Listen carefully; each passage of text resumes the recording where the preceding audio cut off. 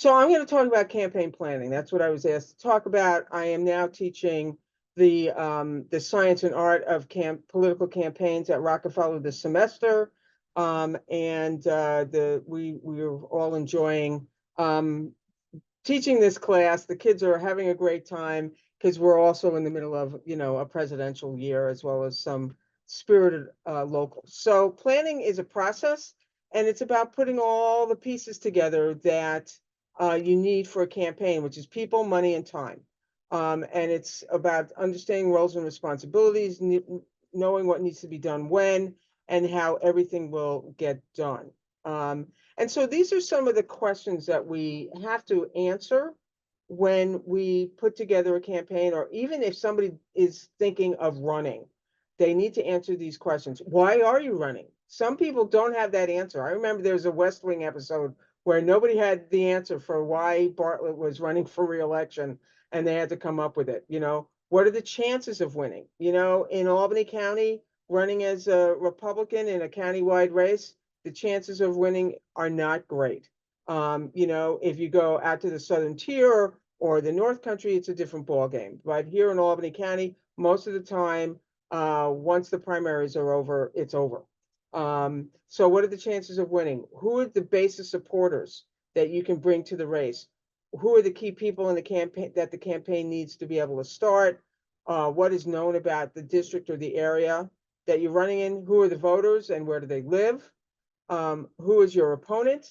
How much is all this going to cost? So how are you going to raise the money? Who can you ask for money? Likely donors. How are you going to research the candidate and the opponents?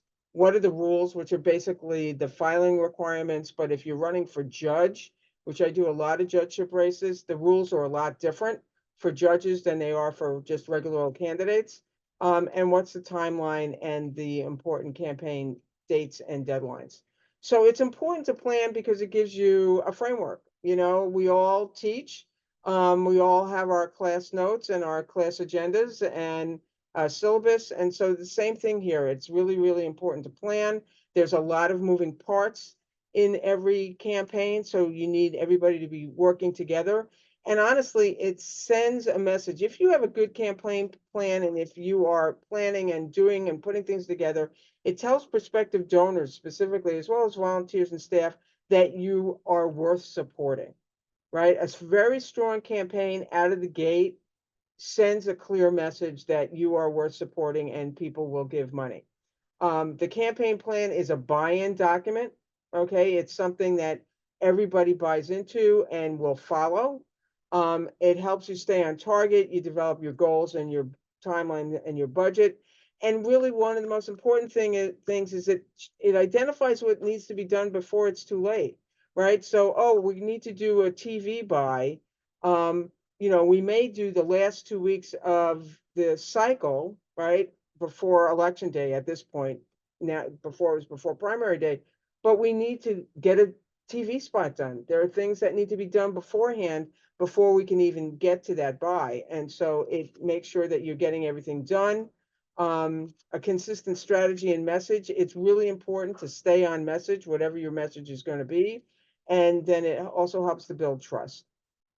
So these are the key components of a campaign plan. Your research, demographics, what are the concerns of the voters, who are the opponents, election law, office history, the campaign message, why you're running, as I said before, what are the key issues, values, which we'll get into in a little bit, talking points and slogan, field plan, how are you going to reach people, fundraising plan, how are you going to raise the money, because all of this costs money, and how are you going to deal with the media, social media, regular media, whatever you're going to do, but communications as well, and then the budget, which is not an easy thing to reach every single time.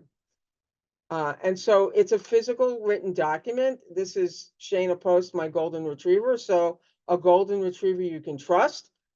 We can trust every single golden retriever by and large.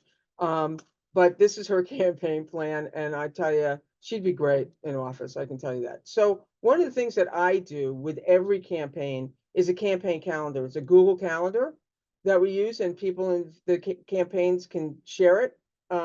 And this was for a library referendum that I did in 2008.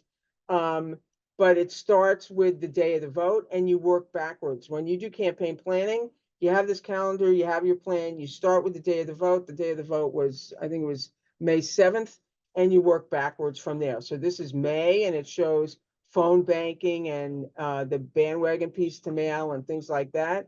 And then April was really busy. You know, we did voter outreach. They did a lot of phone banking when people actually answered their phones.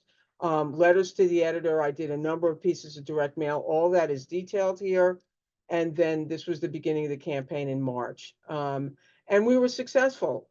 You know, people really came together and we passed the close to $7 million building referendum, and the new library in Saugerties is absolutely beautiful. But this is what it is. This is part of the campaign plan, is to have a campaign calendar and know when things are going to be done when.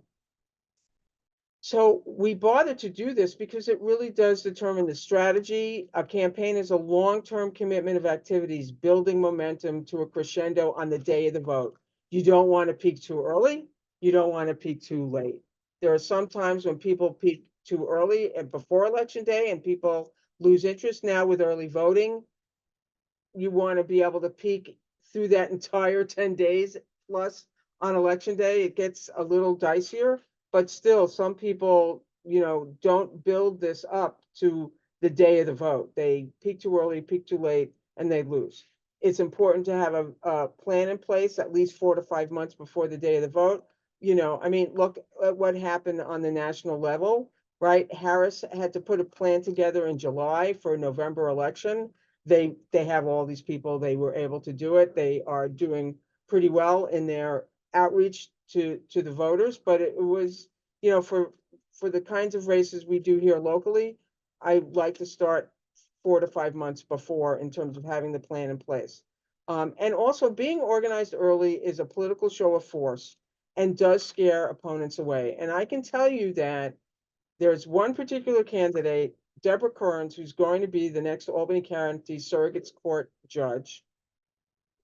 Our strategy was to start early, raise a lot of money, and box everybody out. And that's exactly what we did. She's going to be on the ballot unopposed, and nobody primaried her either. So she'll be our next surrogate courts judge. And it was about a political show of force. If you have a plan, you know what everybody's supposed to be doing, which is really, really important, and you'll be able to hit the road when the campaign starts. So this is the team of individuals, right? Some are paid, some are not. Sometimes if you have a lot of money, everybody's paid, but a campaign manager, I strongly suggest a consultant for direct mail messaging and other tasks, not just because that's what I do, but because this is one of those areas where you need an expert to do your mail, to do your TV, do your social media. You can have somebody work with that person for online and social media, a field director, volunteer director, media director, IT, fundraising, and the treasurer. Fundraising and treasurer are two different people, because the treasurer is the person who has to be really, really anal and do the reporting, and the fundraiser is the person who needs to raise the money. So the campaign manager is the chief strategist, writes the plan. The candidate has one role, the campaign manager has another. If you are working with a candidate who's running their own campaign, it's a recipe for disaster. Okay, it rarely works. The campaign manager makes sure everybody stays on message, the keeper of all the to-do lists, coordinating all the various activities, and maintains that all-important campaign calendar. Direct mail consultant. This is a mail that I did for Deb Zamer in 2021 when she ran for city council here in Albany. You know, everybody was saying, well, what has she done? What has she done? What has she done? Nobody knows her. Well, okay, so what has she done? And then you turn it over. And when this hit her house, her husband thought this was a negative piece about her. And then he turned it over and saw that it was a positive piece. But somebody like me or other direct mail consultants, you integrate the message into at least 4 pieces of lit. You're not going to get lit from the presidential campaign, not in New York. We're seeing ads because people are doing national buys, but you're not going to see, you know, a buy during local news here for the presidential campaign. You will see a buy or may have seen it by, for the district attorney's race during the local news here. And so, you do lit on a local level, right? The person writes the pieces, develops the look and branding. It's really important for a campaign to have a brand, consistent colors, consistent look, consistent logo, okay? And that person makes sure that everything gets printed and mailed and manages the list and does all that sort of stuff. Online social media, that can also be a consultant. There are a number of platforms that one can use. I use Data Genomics. There's DS Political, there's Powers Interactive, where you can do all of this online. Well, it's all online anyway, but it's all done online. You can pick and choose how much money you want to spend, and they make sure the ads get up, whether it's social media ads for Facebook or Instagram. You can do advertising on X, but I'm off of it altogether. Or if it's digital, like you're playing poker on your phone and an ad for a candidate pops up.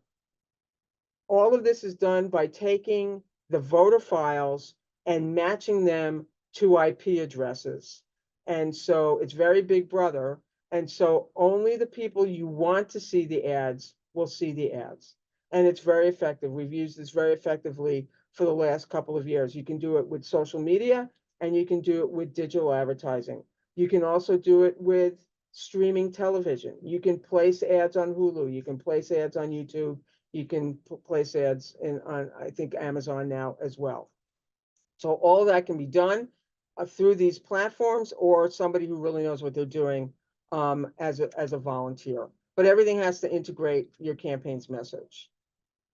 Field director is the person who coordinates the people in the field, the people who are going canvassing, determining the schedule for the candidate to go out, where the candidate's going to go door to door. So as an example, right, I'm not giving out any campaign secrets here.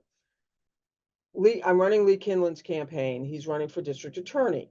He did not win or do really well in the river towns of Waterville, Cohoes, and Green Island, right? That's where he's been walking the last month. I've had him walk there. So to build up the base of support from the Democrats there who voted for the incumbent, right? But we won by 10 points. And so the field person determines where somebody is going to walk, give them the list of voters to talk to, right? So it's walking, and it can be the candidate, canvassers. It's also doing petitioning, right? And then coordinating and organizing phone banks. And phone banking is more difficult than it used to be. I have Spectrum. When we're watching whatever on television and a phone call comes in and it says spam, we don't answer the phone. We know. And so I'm sure most people don't answer the phone. So, it's more and more difficult, but we can do what's called virtual phone banks. It used to be we all sat around in a room together with our cell phones. Now people can do it from their homes, or they can sit around in a room together with laptops, because it's all automatically provided through a program called the Van, which I'll talk to in a minute. But the field director has to deal with all of this and get people engaged in these kinds of activities. Also, just regular old lit drops. So the Albany County Democratic Committee always does a series of door hangers every year. The field directors of the various campaigns will be working to get those door hangers out with their people as they go door to door. Volunteer coordinator or director is somebody who recruits volunteers and works with the field director to funnel those volunteers into campaign tasks. What's really important is that the volunteers feel valued and they're doing something that they think is really going to do something to help the campaign. Media director is somebody to work with the press. This needs to be someone with experience dealing with the press. You don't want to give it to somebody who's never dealt with the press before, because look, we're in Albany. We know the press is out there covering these races.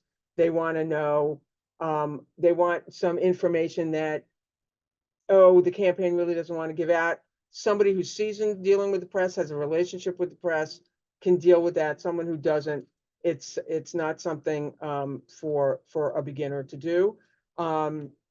So it's developing the press list, you're writing the press releases and the advisories, letters to the editor, op-ed, arrange for the all-important editorial board meeting to get the endorsement of the paper, schedule talk show appearances, all that sort of stuff. I mean, in Albany, we've got Talk 1300, we've got the Times Union, and that's really it. And then we've got the TV stations, and you always want to talk to them and get them to cover things. Like tomorrow night, there's going to be a debate on the DA's race between Lee and Ralph Ambrosio, the Republican, on Channel 6, starting at 5:30. So we work with them to make this happen. When I want to do some kind of exclusive, I talk to the people in the press that I know and to do an exclusive story. So this position is pivotal, and the person needs to know and have a relationship with the press. IT. So it's somebody who understands voter databases and the need to generate those targeted lists. So the Democrats have this thing called NGP Van. It was created for the Obama campaign in 2008, and it has become the go-to for all Democratic campaigns. The data gets built over time. It's got voter history. It has some scores in it. So if we're looking at going after independent voters with a propensity to come out to vote, we'll know from their voter history and also a score. If we want to reach out to, for whatever reason, pro-choice GOP women, there's a score to be able to figure out who those people are. So it's all kinds of really good information. But whoever is going to be doing this really needs to understand how the program works. So it's the Van for Democrats and Crimson for Republicans. And we both use the basic voter data and use it to target our voters, track the voters. When you are going door to door, okay, there's a thing called the minivan that's on your phone. So no more paper and clipboards. You just have all the data on your phone. There's a script there. You can then, I talked to so-and-so, they said they're supporting me. You go on to the script, you put them down as a 1, and that data is automatically updated in the van so that we know every day who our supporters are and who we need to reach out to make sure that they get out to vote. Because it's one thing to identify voters, but it's another thing to make sure that they get out and vote. Okay, so fundraiser, that person has to raise all the money. And, in this day and age, it's not the easiest thing to do, but events, direct mail, one-to-one asks, email, texting for phone, for fundraising. I'm sure you're all getting inundated with both of those quite a bit. But all of this takes money and it needs to be raised. And then the treasurer is the person who tracks everything and creates the reports for the Board of Elections. So this is something that everybody should sort of become familiar with, but the treasurer really needs to know it in terms of the reporting requirements. There's a 32-day pre-general due, a 10-day pre-general, and then a 10 or 11-day post-election, or maybe it's further than that, I'm not quite sure. And then there are a January periodic filing and a July periodic filing. I do this for PACs, for a couple of PACs that I'm involved with. It's a lot easier than if you're a candidate, because with the candidates now you have to upload all the information. You have to upload PDFs of all the campaign materials, plus the ads and everything else. But the Board of Elections has a lot of good information. Past election results is how you figure out how much you need to win. The voter file, district map, who else is also likely to run, because you can check who else has filed. The rules and regs, the reporting, the filing, disclosure, everything now has to have paid for by on it. The campaign limits, right? During the primary, Democratic primary, the campaign limit countywide was about $5,000. Now it's about $21,000 because of the change, because it's everybody it's based on the entire electorate at 5 cents per person instead of just the Democrats. And then again, the campaign plan, it's the strategy to win. What's your base? Who are the undecideds? Is this a winning combination? If you're in a primary, you're just going after party people, right? Just a Democratic primary, just a Republican primary. In a general, you're looking at your base of whatever party you're in. The NOPs, those are the people who are not enrolled in a party, and then the other party. So you have to look and see how these people have voted in the past. It's called prime voters. People who vote in everything as a super prime voter. And now that we're in a general, we're looking at the people who voted in at least one of the 22, 20, and 18 general elections. Okay. What's your voter universe? How are you going to reach them? These are things that need to be in the campaign plan, but also you need to figure out. Okay. Targeting is all part of this. And you can pretty much figure out turnout from past elections. Now, I wouldn't say we can bank on the turnout from the 2020 presidential election to be the same as 2024. Okay. Taylor Swift has endorsed, Eminem just endorsed Harris. That's going to make a difference in turnout and in new registrants. And so that targeting is going to be a little bit different than it had been in the past. But this also helps you on a local level figure out how many votes you need to identify and turn out in order to win. Okay. Where are your voters? Where are your opponents' voters? Who are the swing, which is the NOPs, the people who don't identify with any party, but might identify with you as a, as a pro-choice candidate or a pro-gun rights candidate or whatever it is. What are the demographics, and you need to go out and do voter reg. You need to know the answer to this. I'm running for office because, okay? All of these issues need to be answered. Why are you running? What are your values? Where do those values come from? Who are your audiences? What is the opponent saying about you? And what are you saying about the opponent? How much research needs to be done? You need to have that elevator speech, and that message needs to be integrated across all campaign platforms. We start out doing a SWOT session, strengths, weaknesses, opportunities, and threats. We look at the personal, professional, and political strengths and weaknesses of the candidate and the opponent. You have to be honest. The candidate is in the room. What they hear in the SWOT session is going to be nothing compared to what they hear at the door. I guarantee it. Okay. And what you want to do is turn your opponent's weaknesses into your candidate's strengths, and it helps you hone the message. The other part of this is emotional branding and values. Emotional branding is all about love, hate, fear, and hope. Okay, we saw a lot of love and hope with Obama. We're seeing it now with the Harris campaign. The notion of joy comes right out of that love and hope, right? Fear and hate is, I think every candidate, no matter what party, uses it.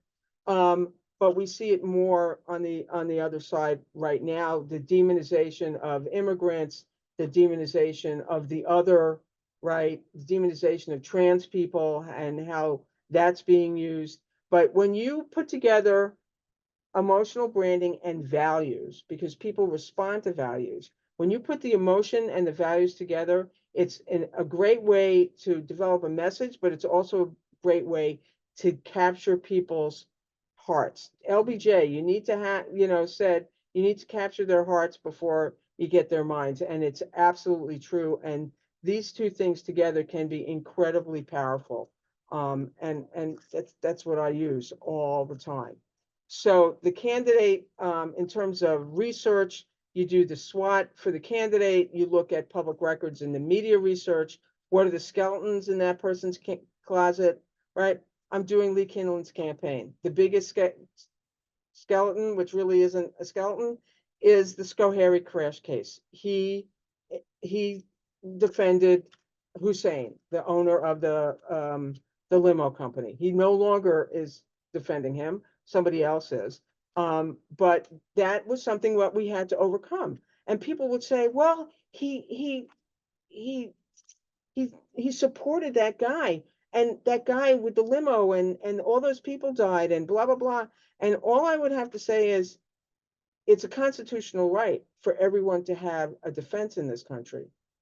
And who better to defend the people of Albany County than a seasoned defense attorney who knows the pitfalls and foibles of the criminal justice system? And that turned people right around for the most part. Okay. The opponent, you need to know their vulnerabilities. You can do public record search. I've done, the hired a private investigator to do some of that stuff as well.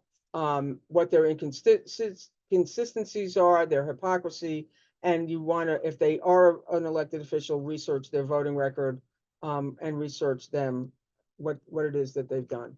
So field is about the field director, how you're going to build your base of support, the plans for voter ID, which I talked about before, the visibility, all that information being funneled in to get out the vote. Somebody once told me you can win on the streets and lose at the polls.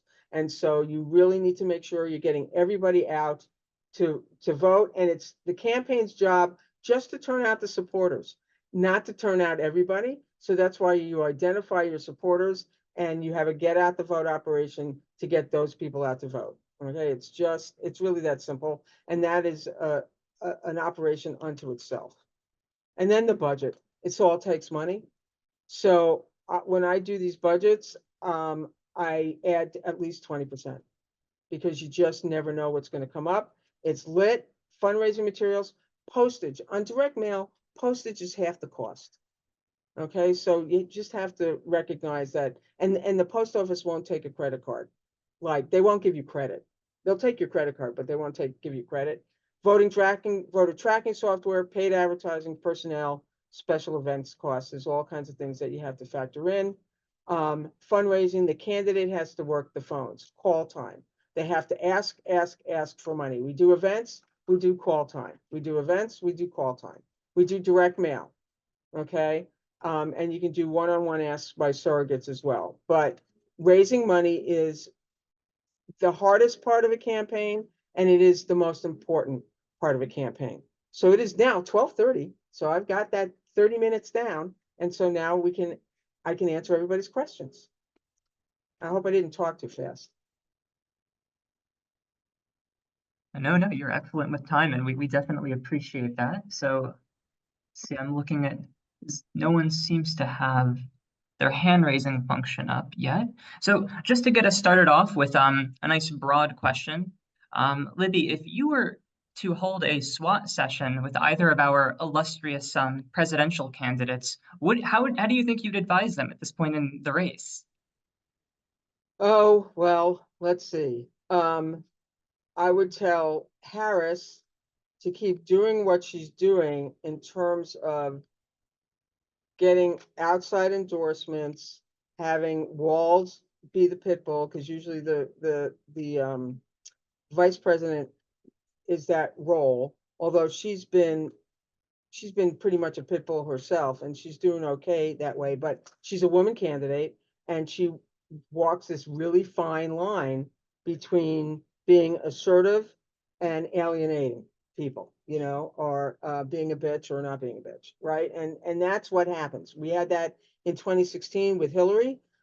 She was a different candidate. She was reviled before the whole thing even started. Harris was an unknown for many. The Democratic convention really did a great job of putting out who she was, and they were all in lockstep, which is what needed to happen, and did the nomination. So, she needs to focus on making sure that she has the answers to the questions about the economy and immigration, because those are the two issues that I think are the weakest. And as far as Trump is concerned, I think his base is his base, and they're going to believe what he says. Well, they're going to vote for him. Whether they believe for what he says isn't really the issue. It's more about he represents for them and I said this morning on the radio, and some people took me to task, but he hates the same people that a lot of these voters hate, right? He has used fear and hate very effectively. The whole dogs and cats getting eaten in Springfield, Ohio. I mean, give me a break, right? And the look on Harris's face during the debate basically said it all. But it's not true. Everybody is saying it's not true. They are continuing with the lies because it speaks to their base, the people who previously didn't necessarily vote because they felt totally disenfranchised and totally ignored by the ruling class of both parties. Trump comes in and vilifies who he vilifies, and now somebody is talking to those voters. So if I was working for him, on one level, I would say, keep vilifying who you're vilifying because you're shoring up your base. But the way he has gone after Harris, I mean, his people said, don't attack her personally, but he can't help himself, and he did anyway. And called her stupid and all the rest of that stuff. And he's still doing it. So it's a difficult question to answer, and I hope I gave you some insight. Yeah, no, thank you. Looks like we have 3 questions now. So I think I saw Dr. Novkov with her hand up. So we'll go to her. Sure, thank you. Very, very interesting getting this inside look. There's been a lot of talk on some podcasts about how much the environment for advertising and reaching voters has changed. It's so much more fragmented. And I know that's true on the national level. Is that something you're seeing on the local level as well? And if so, like, how are you adjusting to it? Do you find this an easier or harder environment to work in? Well, I mean, mail is mail, and and as long as the post office is delivering everything on time and despite everything they actually have been, so that's a good thing. And you know, I specialize in local races, and so, we know who the voters are, and we know how to reach them on the various different platforms, right? So when we do digital, we put in the voter file of who we want to contact, and the platform matches that home address with the IP address at that house. And so only the people we want to see the messaging, whether it's on a digital ad or social media, will see it. And the other folks won't. On a national level, I think the data that's in the van, coupled with the ability to target like this, micro targeting, has been effective. I mean, that's part of how Obama won in 2008, is they really took that micro targeting to a whole new level, and it was all new back then. And I think that it's one of those things that people need to understand, that on a national level is really important and will move people. I mean, I'm sure Trump is doing the same thing. I'm sure the Republicans do the same thing. On a local level, you can do it, but it's not it's not a but. It's just that resources and the audience on some level is static. In Albany, it's a Democratic primary, so you're talking to Democrats, but you're talking to old line Democrats versus people like me who are sort of in the middle and a little to the left. And then you've got the newer crop of Democrats who are coming out of the far left and Democratic Socialists of America. So it's about, how do you message to those folks as well? Thank you. So we'll go to our next question, which is from Zakar Berkovich, and he wants to know that if one has a passion for running for higher office, would you recommend they start by dipping their toes into races at the school board level, the city council level, or the state level? How does one get started in that if they have that ambition? I think you start locally. When people end up running for office, state assembly, and nobody knows who they are, they don't have a base of support, it's more difficult to win. So, look, Pat Fahey started on the Albany City School Board. She was on the Albany City School Board for, I think, 10 years, right? And then she ran for assembly, and now she's running for state senate. You know, so she started local, she built her base. And honestly, it's important for people to run for school board and library board. I'm on my library board now in the little village of Manans. It's actually this school district. It's a school district public library. And so, you know, it's important for there to be clear voices on those boards. You then build a base of support and can move up to city council, mayor, county exec, county legislature, state assembly. You don't have to necessarily go in that order, but you do need to have some, I think, some level of experience. And I think starting school board and library boards are very, very important, considering what's going on at school boards and library boards and book bannings and that sort of thing. All right. We have a question now about national politics from Eugene Monaco. Eugene asks, what is your opinion regarding the New York Times Siena polls? Should we be confident of their findings? And what do you think are the best national polls? So I think Eugene can correct me if I'm wrong here, but I think Eugene's referring to the polls this morning in Arizona, Georgia, and North Carolina. Right, right.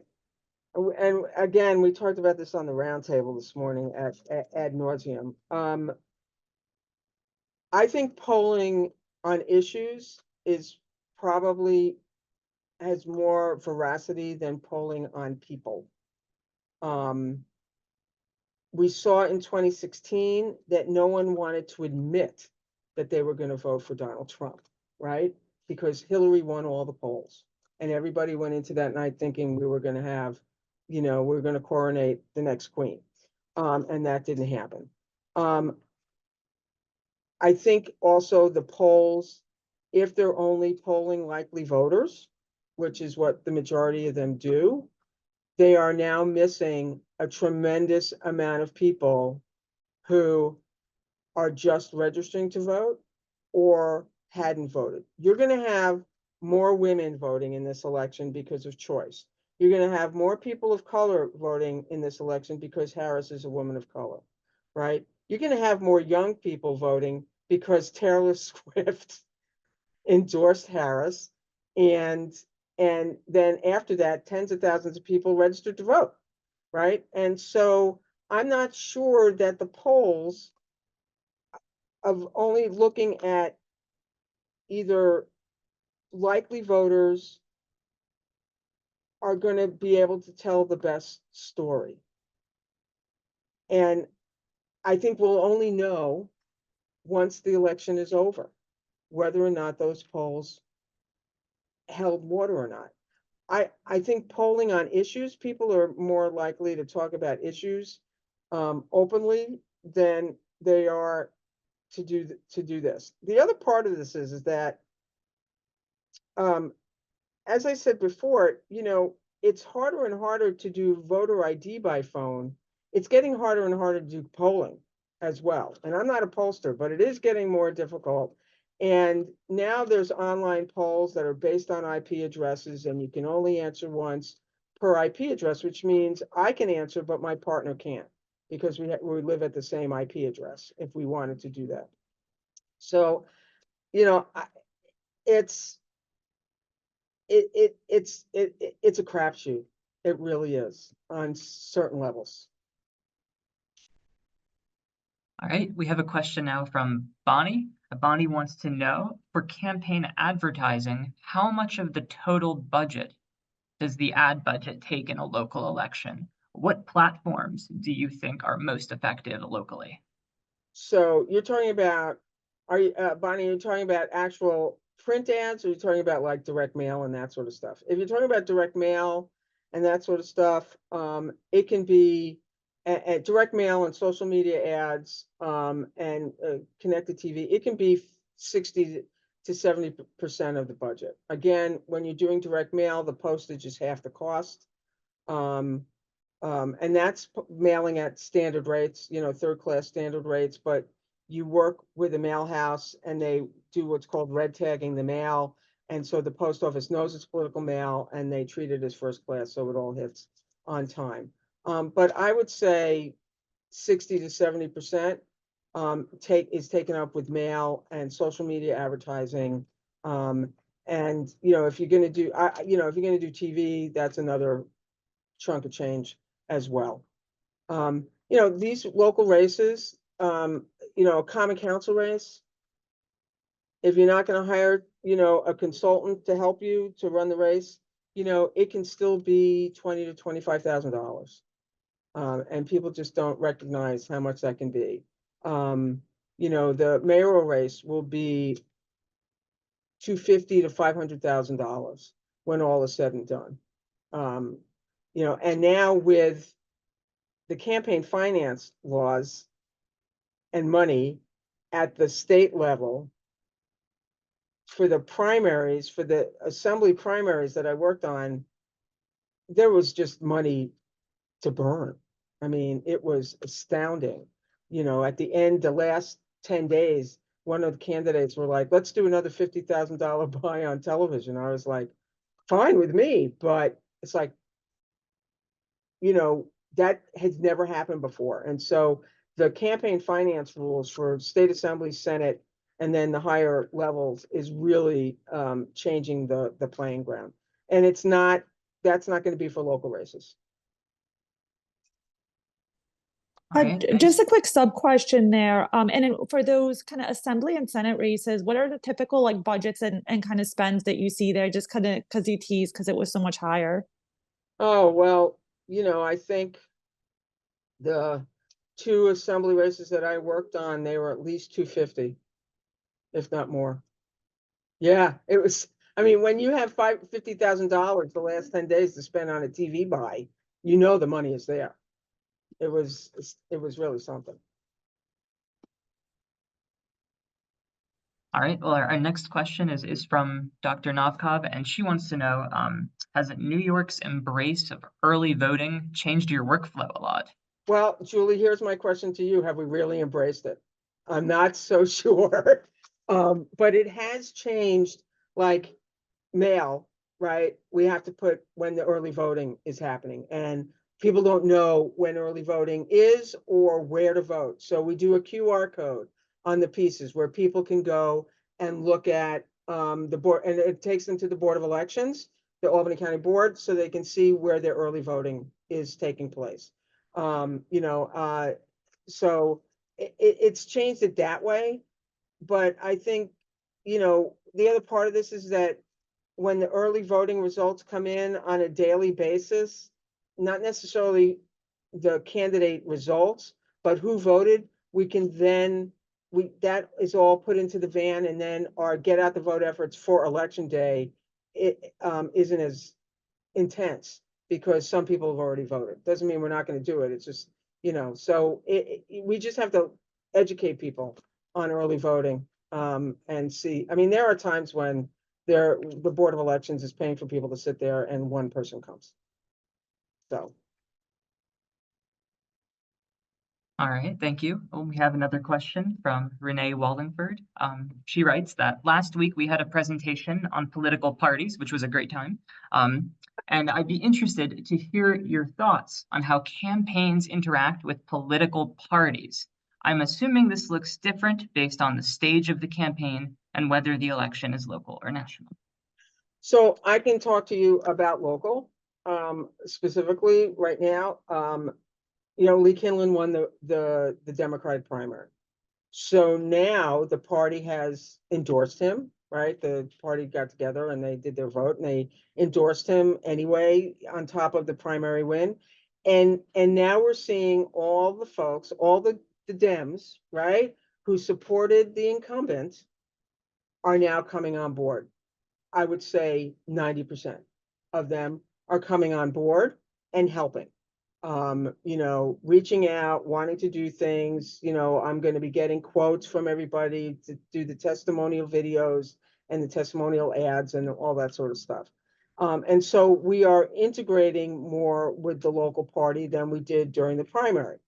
On the national level, I think that the super PACs that work with the party are pumping millions of dollars into the national campaigns, and there's much more of a coordination because it's a general election, and there's so much at stake. Does that jive with what they said last week?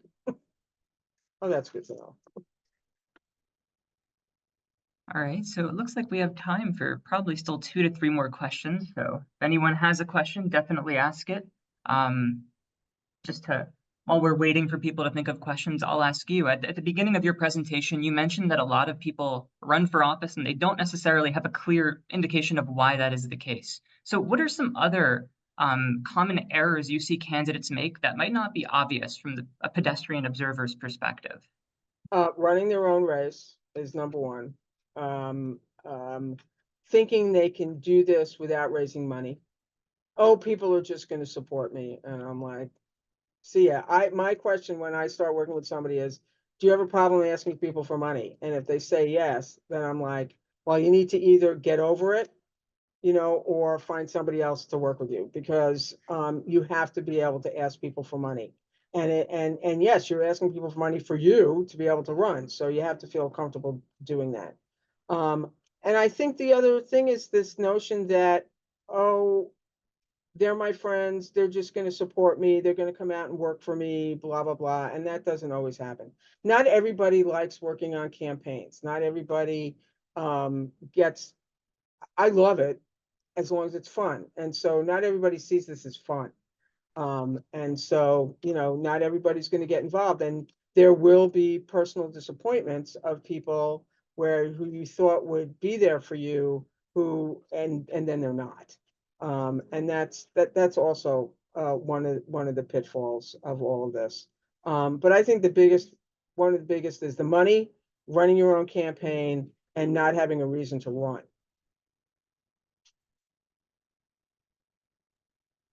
Oh, it looks like we just got a new question. Another one from Renee here. She asks, do you have any advice for students who might be interested in working on a campaign but are concerned about job security? Well, if they're students and they're still in school, they shouldn't be worried about job security, right? It's more about, oh, do I put on my resume that I worked for so-and-so candidate and then go and try to get a job with the person who beat him or whatever. But I think, I know that there's young Dems up at the colleges, at the University of Albany. There's Democrats, and they're going to get involved with Lee's campaign. I'm not sure if there's young Republicans on campus or not. They're everywhere. They are at campuses. I think if you're interested in working on a campaign, do it. The job security issue really shouldn't be top of mind.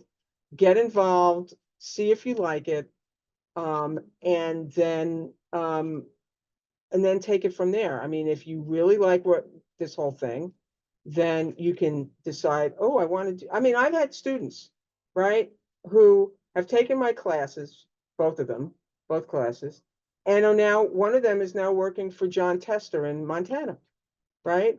I've had other folks who I've worked with who are young, who have gone on to work in different states. There's all kinds of things that open up, opportunities that open up, especially if you're willing to travel and go to another state and work on a campaign. Both parties are always looking for young people who want to do field, who don't mind knocking on doors, who like to do that kind of work. And then you work your way up. I mean, I know people who were in a congressional office and is now running Harris's campaign in one of the states. So it's about how much you want to put into it, how dedicated you're going to be to the campaign, and whether or not you really like doing this work. It's not for everybody. All right, well, thank you for that answer there. It looks like we have a question from Dr. Novkov here. This will probably be our last question.